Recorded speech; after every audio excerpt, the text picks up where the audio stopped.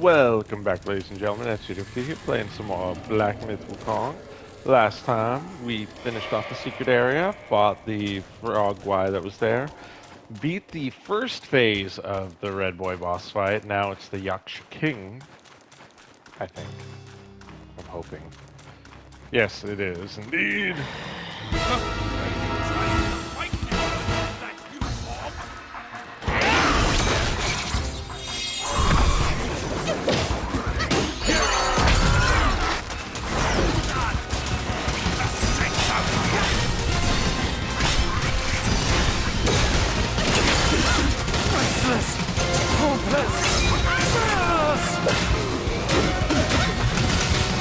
Come on.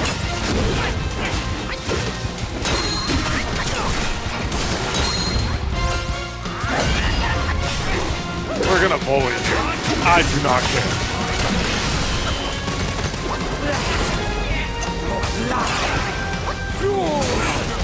My conscience!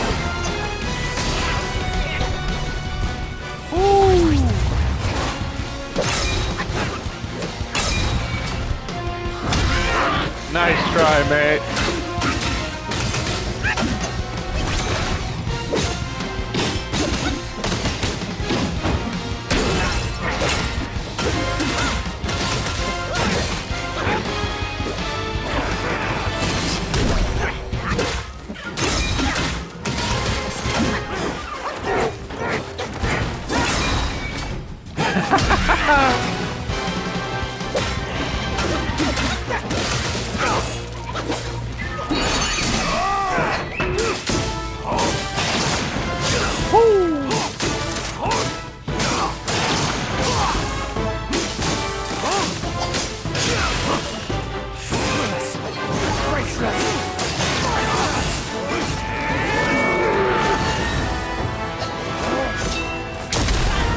Gotcha! Beautiful! Oh, I love when I can pull something like that off.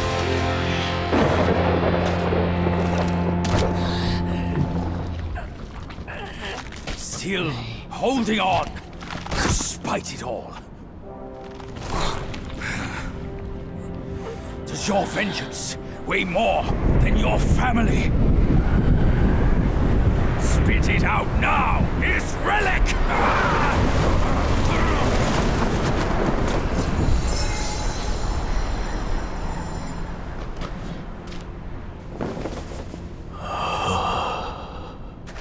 My king, I'm sorry for my weakness.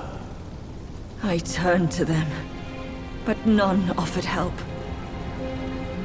My lady, forget it. I implore you to show mercy and spare my son. He is the last of the Yaksha's bloodline in the West, with an origin most tragic and twisted. Now, he poses a threat no more. Should you grant him mercy, I, Rakshasi, and the Bull King shall retreat ourselves to secluded meditation. Along with our children, we will never leave the mountain again.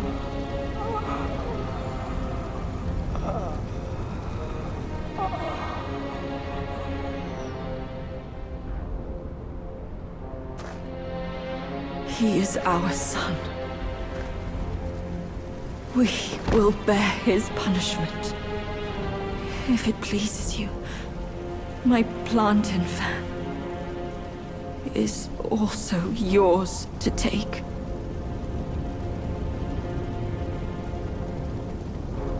Flames have paved my way. Through flames, I shan't stray. Vain was my flame, for revenge destined to stray.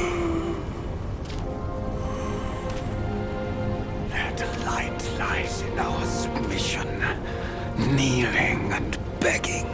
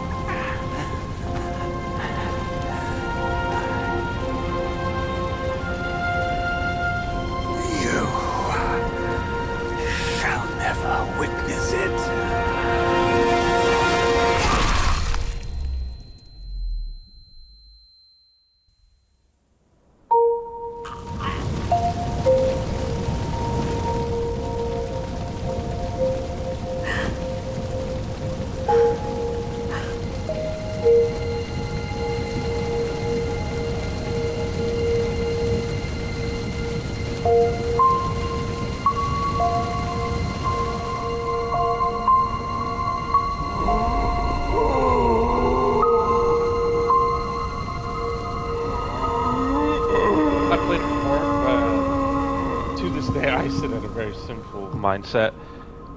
He didn't need to do that!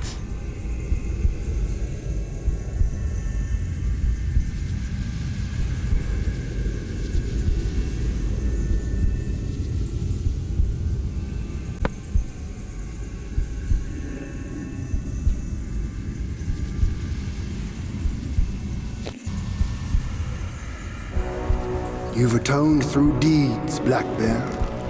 Take this pair of eyes. You've served the righteous cause, Yellow Rat. These ears are yours. Your power has gathered in you, Yellow Brow. Keep this nose. You've endured hardships, Hundred Eye. Go with the tongue.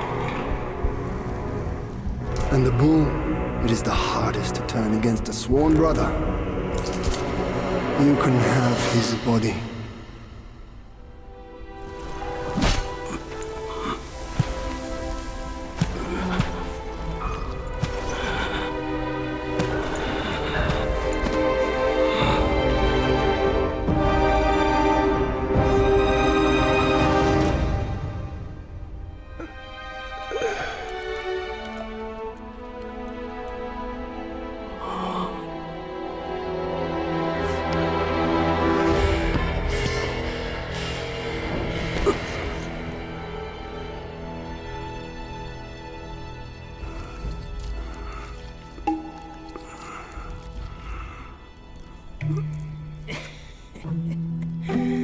Wretched bull, your luck plagues your every step.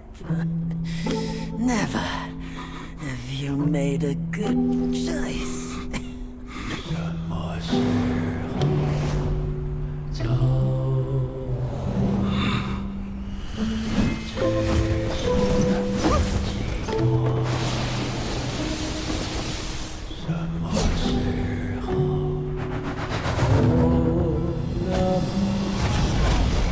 Save your strength, brother! We yet to slay our way to the court and seize that senile emperor!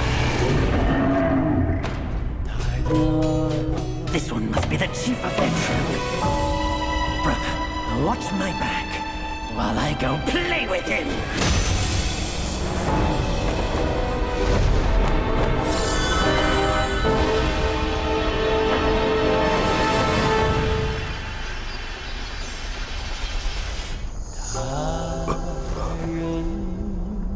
Your reluctance is plain, just like my own. They forced me to drink from the river of childbearing, to bear that boy in my womb. If not for that monkey, we could have lived our separate lives in peace.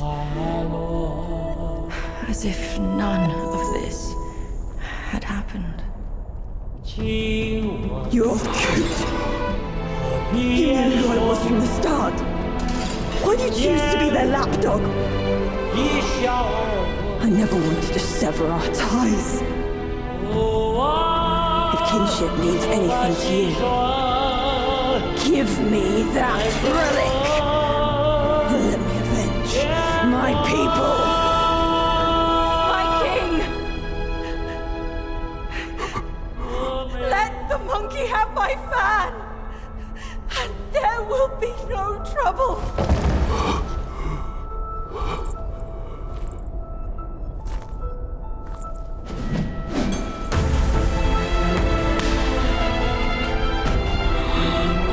Your brother, I've disciplined. Your boy, I've given away. Your wife's fan. Today, I'll take it with me too. Find a master and serve the right. It's the only path left for the likes of us. Don't you understand, brother? Wukong! I took out the bull's concubine with a whack of my rake too! Turned out, she was a fox squire!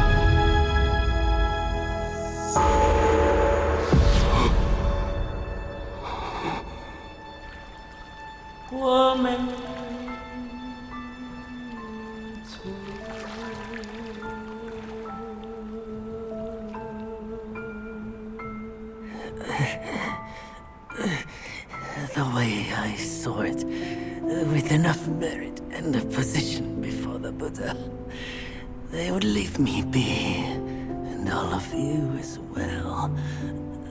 Now I see, for someone like me, staying alive is enough to be a transgression. Brother, take care of your wife and children. And remember, steer clear of my remains.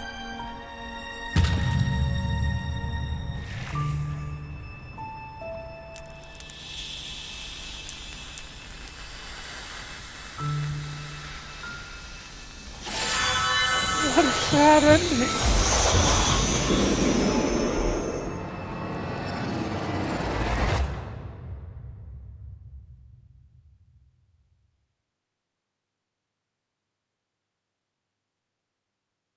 Yakshas are the mightiest of the 8 legions, after all. Be your body hard as metal, meeting death in scores is inevitable. Yet, why did you endure the fish and those carts just as poorly? You rush like wind with a clouded mind. It's your desires that shape what you see. Had your mind been less unsettled, would you still have fallen for that child's play? Haste oft blinds while patience illumines. Next time, can you still fulfill as Wukong without Bajin?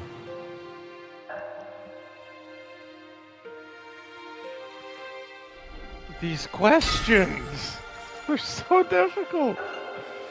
We got Wukong's grieved body. We've completed Chapter 5, Golden Child, Crimson Blood.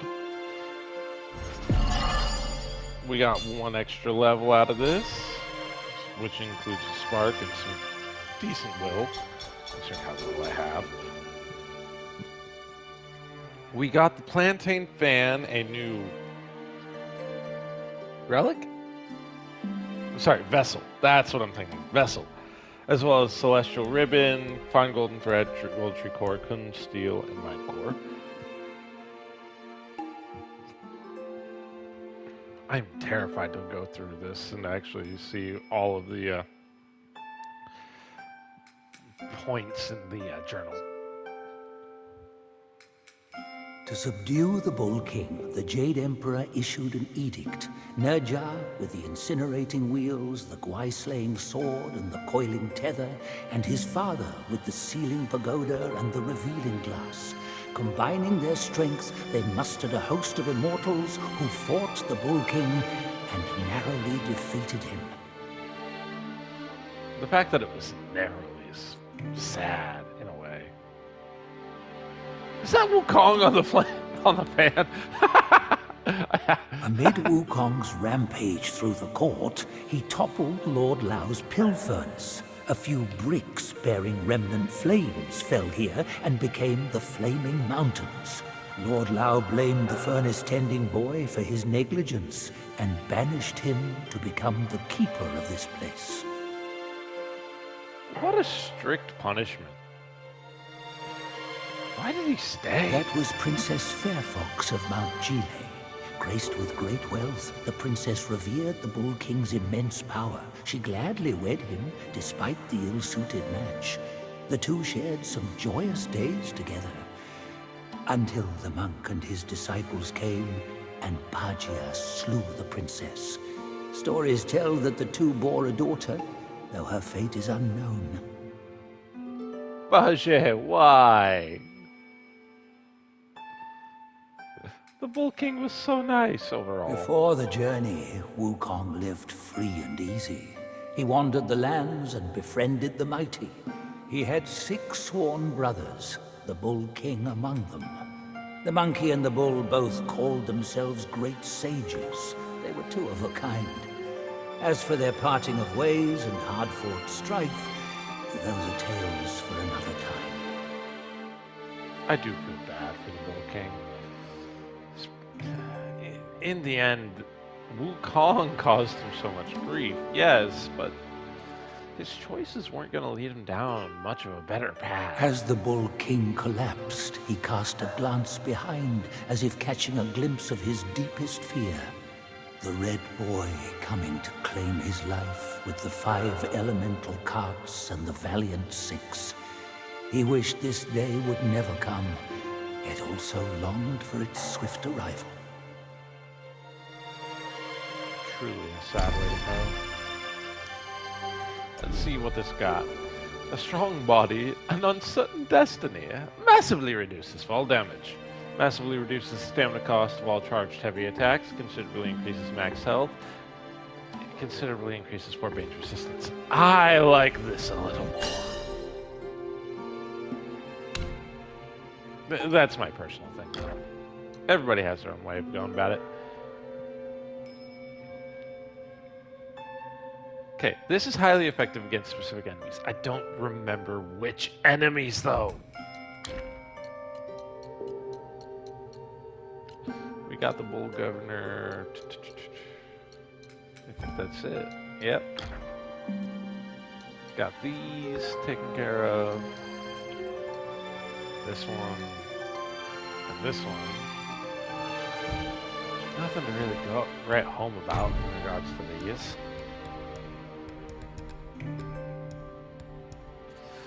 The Taoist's basket of fire and water moderately increases attack for all burn-inflicting and chill-inflicting transformations. That is nice, I'm not gonna lie. Yao Guai Kings! We got Red Boy. On his red skin, talent may shine. Eyes glaring bright, a mischievous sign. Samadhi fire forged, yet heart unrefined. The gate to Mount Lingshun lies within the mind. For many years, Red Boy had been having the same nightmare. In his childhood, he shared this nightmare with his mother. Mother, there were so many people. They were all coming to kill me. My dear, once you fall asleep again, you'll forget all about it by tomorrow. Yet the boy was excited. But I am very powerful. I defeated monks as tall as mountains, strange birds and fire-breathing statues. I am not afraid of them at all. Oh, how brave you are, my dear. He continued, I dreamt that I grew up into an adult with long horns on my head and long spikes on my hands. I could kill a bunch of bad people at once, but there were too many of them. I couldn't kill them all. Later, some strange people I had never seen before came. They hung quietly in the sky, not coming down, just silently watching me from above. His mother pulled him into her arms. If that day ever comes, your father and I will go to the sky with you and kill them all. Will we die? I dreamt that they killed me, and I turned into a red lotus flower. And mother, you picked this lotus flower, and I became your child again. He continued to chatter. Mother, if I die, would you be willing to give birth to me again? Don't you ever say this again! I for the life of me can't read for a female voice.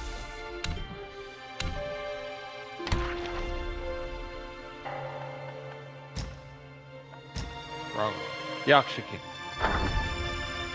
Fang's bad, eyes like twin lanterns bright. In battle's clash he finds delight. Agile and brave, with skills so fine, yet lost in wandering, his fates decline. The raging flames had reached the Golden Hall, and the sounds of battle outside were deafening, though they were muffled within. The king, gravely wounded, sat amidst the wreckage, holding a recently deceased young boy in his arms. A figure stood behind the curtain sign. Such devastation. Don't you see? It's all because of you. The king remained silent. Whether the Yaksha royal lineage continues or ends depends entirely on your decision today. The king couldn't but glance around the Golden Hall, still able to see traces of its former glory. They say Yakshas are the most resolute, yet you, as their king, are hesitant and indecisive. The king gently stroked his son's face, the body still warm. He wished so dearly that the boy could see his vast and beautiful homeland he had never been to. If you have even a shred of lingering desire, why not try my method?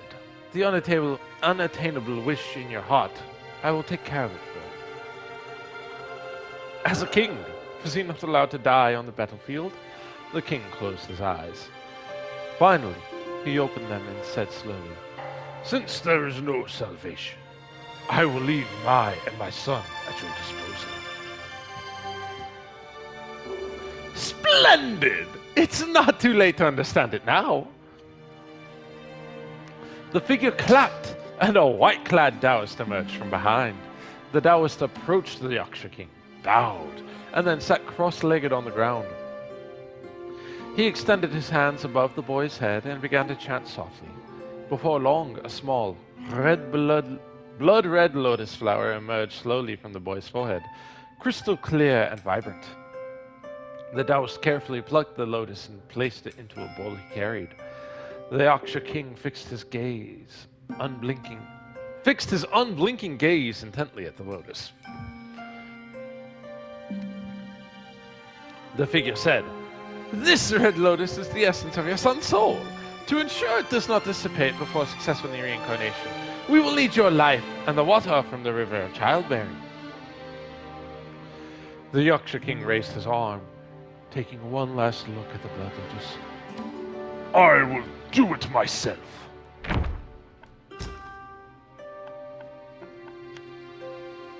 We ended up with a lot. About 3 different character entries to read. 1 second. Ping Ping. Born to a fate of trials and wars, who pities the ebb and flow of those. Better to live in nature's embrace, freely to wander, freely to repose. Oh, okay, so this is the 3 stanza line, not a 4. I hate the way this is written. I really do. After delivering her homework to her mother, Ping Ping went to the height of Ember. Her brother had asked her to meet him there, saying he had something important to discuss. When she arrived, she saw Red Boy standing with his hands on his hips, directing quick as fire and fast as wind to burn the Bulguais to flee, as his way of training them. Amused at the scene, he laughed loudly and boisterously. Brother! Ping Ping called softly. Ever since Red Boy returned from Guan Yin's tutelage, she felt he had changed. Every time she spoke to him, a subtle fear tugged at her heart. Upon seeing her arrival, Red Boy waved to halt the training and turned to her. Ping Ping, let's enjoy a game, he proposed. You will run and I shall chase you. Let us see if I can catch you before an incense stick burns out. In the past, Ping Ping would transform into a little fox, leaping through rocks and crevices, always having the upper hand. Yet this time, Red Boy shattered her hiding rocks with a single spear thrust, scorched her standing deadwood with a breath of fire, and flew over the cliffs she jumped across as a red cloud. In less than half the time it takes for an incense stick to burn, Red Boy effortlessly caught her inside. Mother's teachings are still true gentle. Seeing his sister's gloomy face, Red Boy took her to the rest by the cliff in the Furnace Valley. To cheer her up, he twirled his fire point for her entertainment. Seeing his little sister clapping and cheering, Red Boy asked, How do you think my skills compare to father's? Ping Ping couldn't answer. She had never dared to make such a comparison. She took out the fire dates her mother had rewarded her and shared them with Red Boy, changing the subject to talk about anecdotes in the mountains. Seeing this, Red Boy didn't press further and responded perfunctorily. Ping Ping cautiously said, Brother, you and I have always been the closest. If you have something on your mind, you can tell me. It's not easy for our family to be reunited. I just want to live peacefully in these mountains, away from worldly strife. Gazing at the burning clouds, Red Boy said, Sister, you should see more of the outside world. There's no such thing as living away from worldly strife. It's just self-deception of losers. Ping Ping wanted to ask him who he was competing with and why he had to compete. But before she could speak, she felt a blow to the back of her neck and fainted. Poor Ping Ping. Rakshasi. From dawn to dusk, toil's bitter strain. Day and night, home's burdens remain. Destiny shows no mercy. Merciful she became. Why is her household light the hardest to sustain? Mount Lingshon, Vulture Peak, before the Thunderclap Temple, Rakshasi clasped her intertwined hands tightly, steadying her trembling body, striving to appear calm and serene. She had traveled to many places on this journey, domains of the Yaogwei kings she befriended in the mortal realm, abodes of the gods she met in the celestial realm, the immortal islands on the sea, and even the underworld. She had visited them all. She also went to the Tushita Palace to seek advice from her master. Yet the latter had only offered her a heartfelt persuasion. I ordered you to raise a child, but I did not ask you to be a true mother. Let the boy stir his trouble. As long as you and your husband stay out of it, you will be safe. Her master's words left her in despair. She knew that no protection would the Flaming Mountains receive. This was their destiny ordained. But she knew her son all too well, reckless and wild, vengeful and unforgiving. After all the suffering he had endured over the years, unless he could vent his anger, the only way to resolve the siege of Flaming Mountains would be to break his spine. Thus she came here, for revenge. How to exact it? She had no idea. Her mind a blank void. Lady Rakshasi, the master summons you inside. Ananda stood at the temple door, his voice as gentle as ever. She straightened her back, gripping the plantain fan tightly in her hand, and hoarsely cried, "Thank you, Venerable."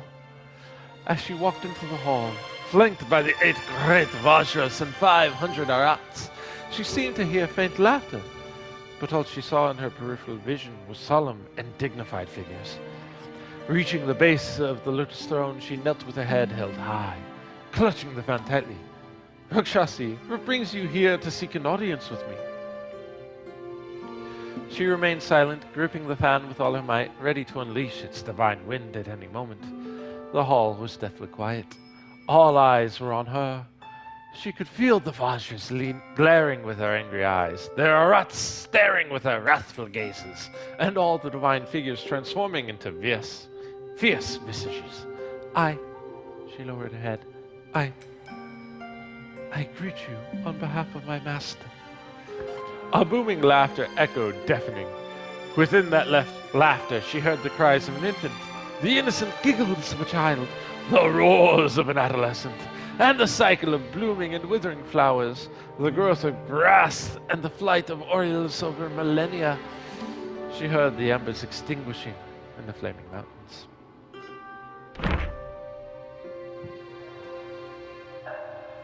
Quite the anecdote. 1 second, I need a drink.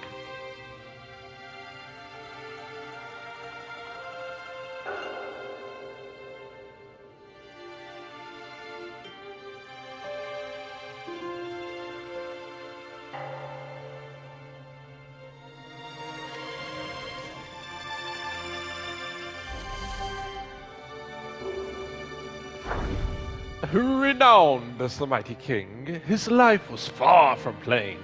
His spirit spanned the 3 realms. His fame touched 4 domains. Among the Gwais, a hero grand, wild and untamed, the sudden arrival of Dharma left his homeland forever changed. With Shadow as his companion, true enlightenment within him lay. In days of yore, the Bolt King converted to Buddhism and, within a century, completed his practice and returned to the Flaming Mountains. Overjoyed, Rakshasi and Ping Ping loudly celebrated his return and hosted a grand banquet in his honor. During the banquet, the keeper of the Flaming Mountains asked, "My king, why did you return so hastily?" The Bull King replied, "An old friend with whom I had some misunderstandings in the past helped me achieve a great merit. The Bodhisattva then pleaded with the Buddha on my behalf, granting me the grace to return. From now on, I will stay in the mountain and go nowhere else." From that day on, the Bull King's temperament changed drastically. His former wild and unrestrained nature was no longer seen. He declined all invitations, ceased his travels, and instead stayed in Flaming Mountains, helping Rakshasi with household affairs and training the bull soldiers, living a very peaceful life. Several decades later, Red Boy received instructions from Bodhisattva and returned to Flaming Mountains to serve his parents. The family of four enjoyed a period of peace. However, Rakshasi gradually noticed something unusual about the Bull King. He became increasingly thin, his face showing signs of aging, and he ate less, as if weighed down by heavy worries. More strangely, the Bull King sometimes transformed into his original form, retreating to the mountain peaks, retching. The furry celestial maiden serving Rakshasi said, "The king might be suffering from a rare bovine illness." The fox maiden serving Ping Ping said, "The king, aware of his past sins, might have learned an ascetic practice in Mount Lingshon and is now undergoing it." The keeper of Flaming Mountains said, "The king's mind is trapped in the past, intertwines with his old friend, unable to break free. Those past events have become an invisible shackles, and from which he never escaped." Truly sad for the Bull King.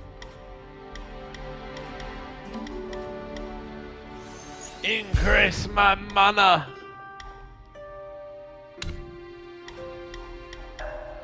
My actual one.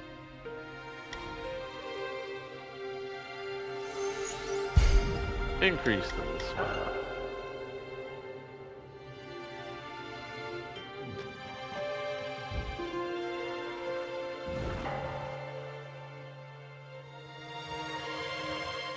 Okay. This is one of the shorter videos I'm going to actually post for this game. I will catch you all in the next one. Peace.